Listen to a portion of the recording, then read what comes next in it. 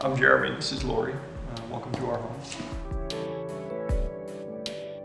We were looking for the perfect spot where we would have a lot of southern exposure because we were interested in getting as much passive solar day as possible throughout the day, and discovered this spot. It's on a hill with a nice slope and has a great view.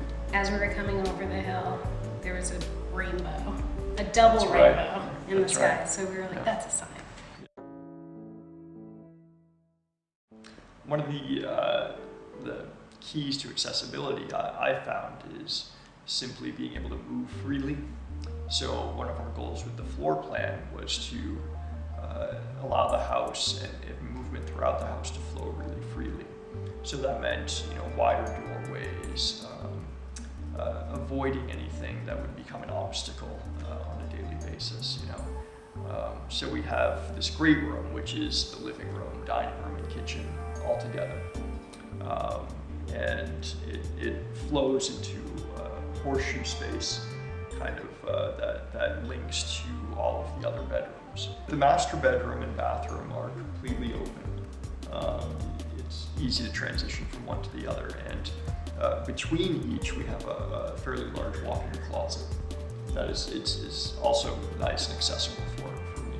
There's no doors to the bathroom, but we tried to conceal the bathroom's area, so there's some sense of privacy, but it's hidden behind the closet, so it works.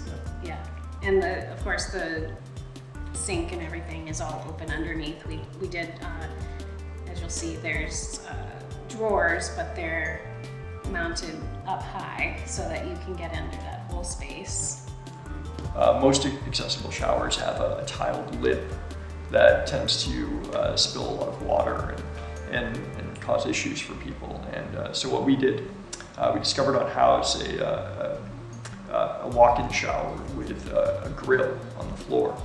And so what we did is we cut into the concrete floor, tiled that, and we have a teak grill over the shower floor. Like a grate. Yeah. Yeah. And it allows you to transition from the bathroom floor to the shower floor without going over a lip. And it seems to contain the water better than a shower with just a standard lip on it.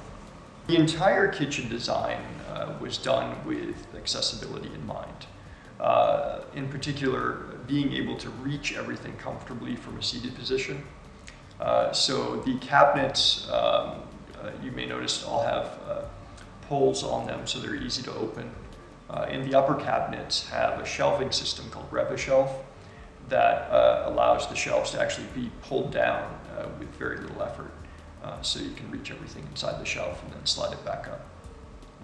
Like already the Rev-A-Shelves, we took out 2 of them because you lose some of the storage space behind in the back of the cabinet. And so I have a lot of kitchen stuff. So, I needed more space. And so Jeremy can still access everything he needs to access, but some of the, what do you call them, cookie sheets, I can shove in the way back and access it. So it's kind of been a balance of figuring out what works for both of us. So.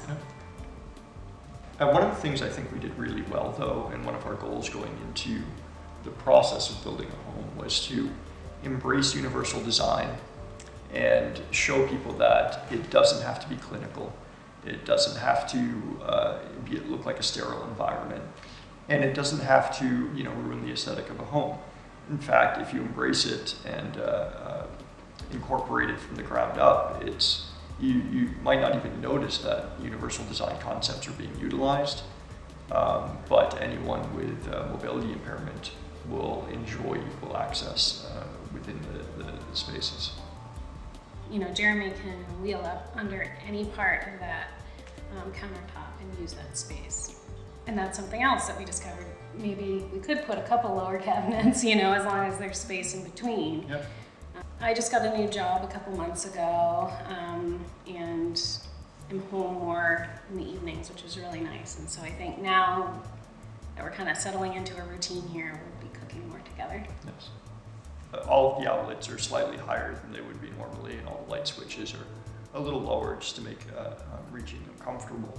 And I don't think I don't notice a difference from a standard home because everything is a little bit lower, so it appears uniform. I never noticed. Yeah, and This discussion is the first time I've thought about it, so yeah. And fortunately, Laurie is somewhat low profile as well. I'm short. Yes.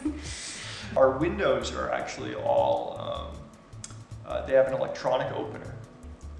So you just push a button to open the windows, and they also have a rain sensor. So should it rain hard and we're gone for the day, the windows will close automatically. The garage was designed so that the space in between the two bays is wider than a standard garage, so that Jeremy's van parks on the left-hand side and can drop the ramp right in the middle in between the two cars. So even if my car is parked on the right and you want to drop your ramp, there's still room to get out. There's no step up or ramp up or anything. It's all level from the garage into the entryway into the house. Unloading from the van after a long drive, slushy, rainy weather, it's so much more comfortable having a garage space. We decided we would go with a radiant heated floor because of efficiency. And we were also fond of the look of polished concrete floors. It has kind of a nice industrial feel to it. And at the same time will withstand a lot of wear and tear over the years. As a wheeler, I'm always tracking in grit and grime from outside. And that can take a toll on a really nice wooden floor or a really nice tile or something of that sort. So getting outside is sometimes challenging, especially we live in a pretty rural location, so walking up and down the road isn't really an option because there's no sidewalks. It's very narrow. It's a fast road. So the deck was a way of creating an outdoor environment for myself that was really accessible and still really comfortable. And I think we accomplished that really well. We have a lovely view from the deck. It gets a lot of sun. It's a really lovely outdoor space. We chose the cable rail system, which is nice because it doesn't obstruct the view as much as like vertical posts would. So that's really been really, really nice. So it feels like a very comfortable, homey space, which when we first moved in, we weren't sure because it was so much bigger than what we were used to. And also, we didn't have any furniture. So, as we sort of fill in and sort of make it homier with objects, and that definitely helps with the modern lines of the house. I think you need a little softness too. So we've been trying to find that balance. I love it here. The views, I think, are probably just, we got so fortunate finding this space. So. After being here a good year and a half now, we're very happy with the layout of the space. The accessible features work wonderfully for me. I think we found a really great location